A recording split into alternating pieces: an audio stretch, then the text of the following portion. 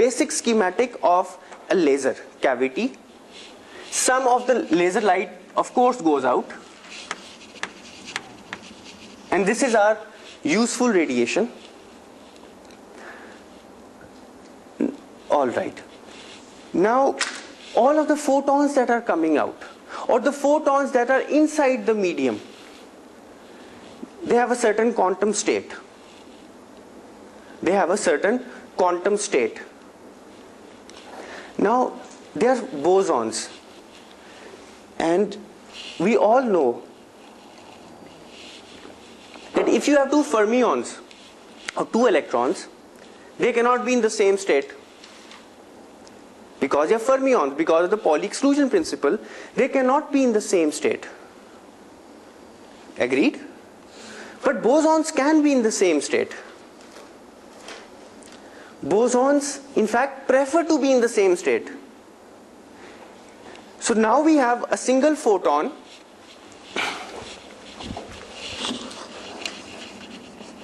and by stimulated emission it becomes two photons. We have two photons after one step of the amplification. In the second step we have four photons.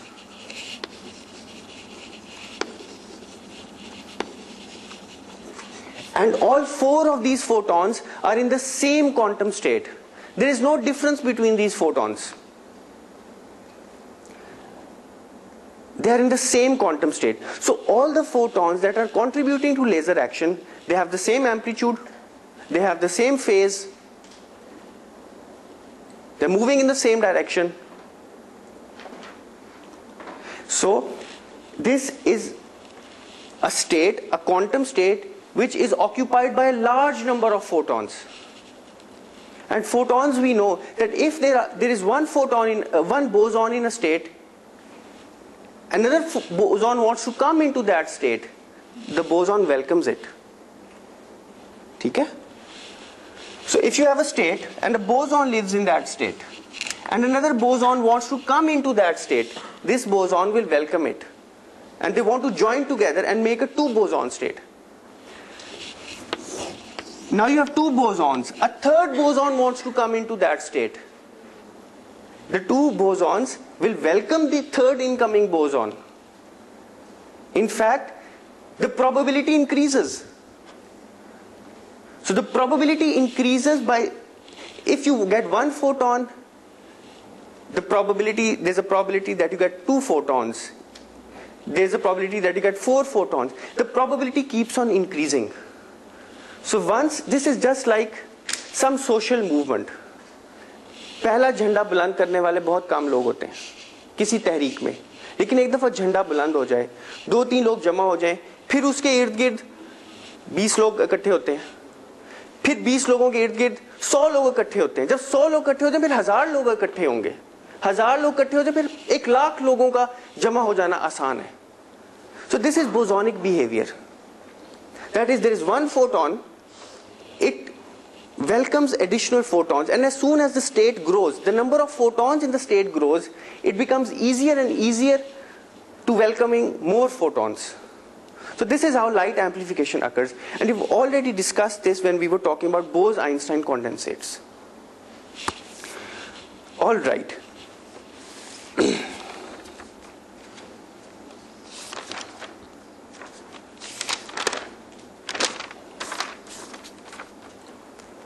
So there were a few questions. What is the quantum state of the mirror that keeps on reflecting the produced boson into it? Because it also consists of some quantum state.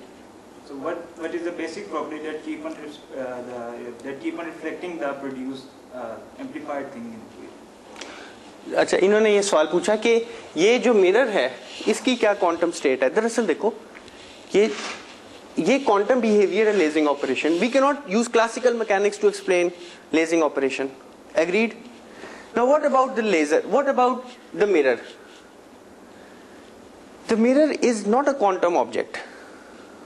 It's a classical object. Okay? It's big, it's macroscopic, large size का mirror है. Of course the atoms are made up of small, the atoms which make the mirror, they are described quantumly, but we are taking a classical property of a mirror, that is, it reflects certain light.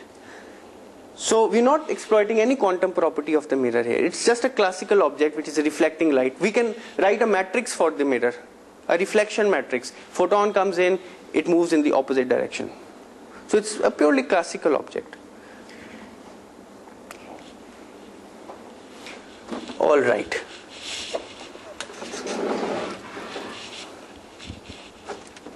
So we will finish in 15 minutes.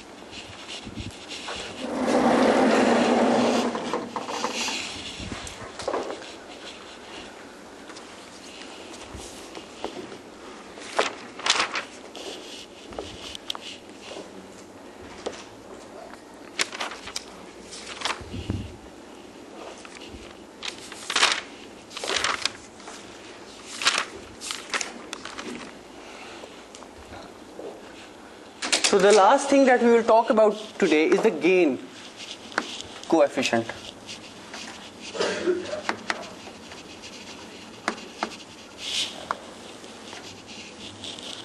It's a bit technical.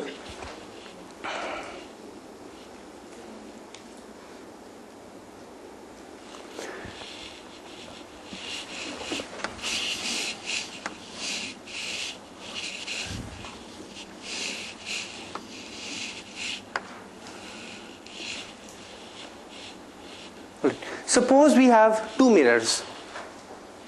The area of each mirror is A, and they are separated by a distance dz. Now light of a certain intensity comes in. The intensity of the light is I at a distance z. This is point z, this is z plus dz. And light of a certain intensity goes out. The intensity of the outgoing light is Iz plus dz. So if amplification occurs in this medium, which means the output intensity has to be greater than the input intensity. This is what we expect of a light amplifier. This is what we expect of the active medium inside the laser. Alright. Now the volume of this cavity we all know is A dz. So there are atoms inside this medium. This is the active medium. Now what is the energy absorbed in the medium?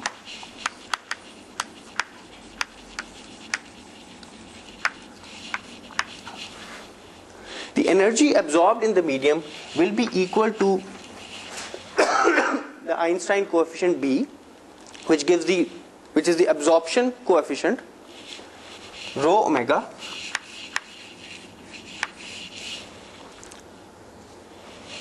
Na, the population in the lower energy level, A dz, times the volume, because all of this is with respect to, this is energy per unit volume.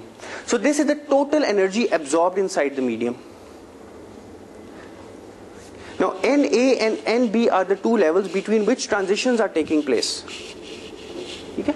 So we have Na and Nb. These are the lasing levels. Okay? So now we're using a different nomenclature. These are the lasing levels. इनके दरमियान lasing transition हो रही है. This is the total energy absorbed inside the medium and the total energy emitted or released by the medium.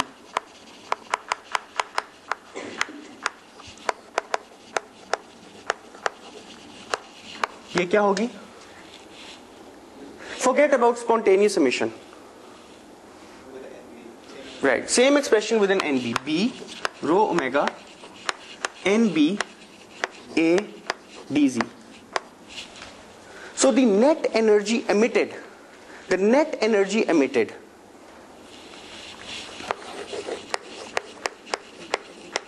will be the difference of these. B rho omega A dz NB minus Na. B rho omega A dz delta n. let's write NB minus NA as delta N. The population of the higher state minus the population of the lower state. But we also know that if this distance is small, this intensity has to be Iz plus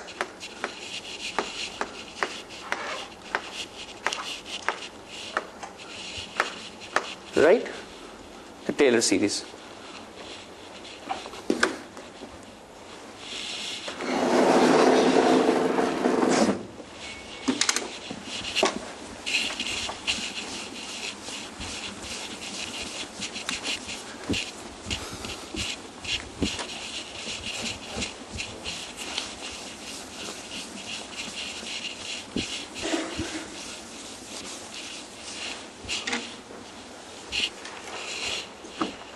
So the net energy emitted by the lasing medium, the net energy emitted is given by B rho omega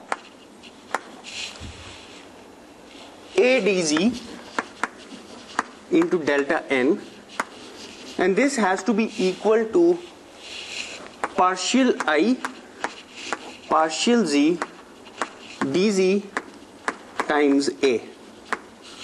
Because intensity is per unit area, you have to multiply it with the area as well.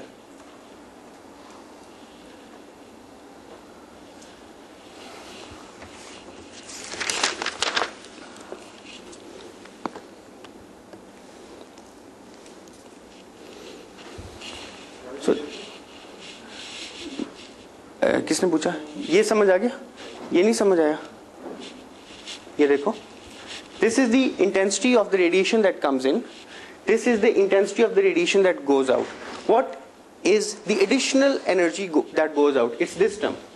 But this is intensity is per unit area. So you have to multiply this with unit area to get the energy. Okay? So we equate the two sides. As a result, we get this. Partial I over partial Z equals B rho omega delta N. But what is B? B is simply, let's look at that expression. Pi square C cube H bar omega cube A. The Einstein coefficients. Therefore, P rho omega delta N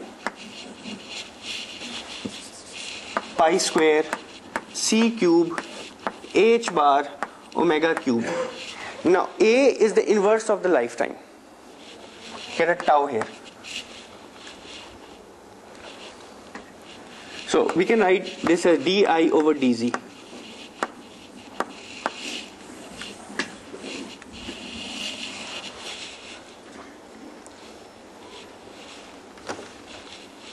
Alright. Now this is the energy density. The intensity of light is related to the energy density by this formula into the velocity of light. This is energy, you multiply it with the speed, you get the intensity. Energy per unit volume, multiply it with the speed, you get the dimensions of intensity, which is energy per unit area per unit time. Agreed? So we can write this as rho omega. What is the velocity of light inside the cavity? C. In fact, C divided by N, the refractive index of the cavity. So let's put this expression for the intensity. Rho omega becomes I N over C. N is the refractive index of the cavity. So we have dI over dz equals delta N pi square C cube N H bar omega cube C tau I.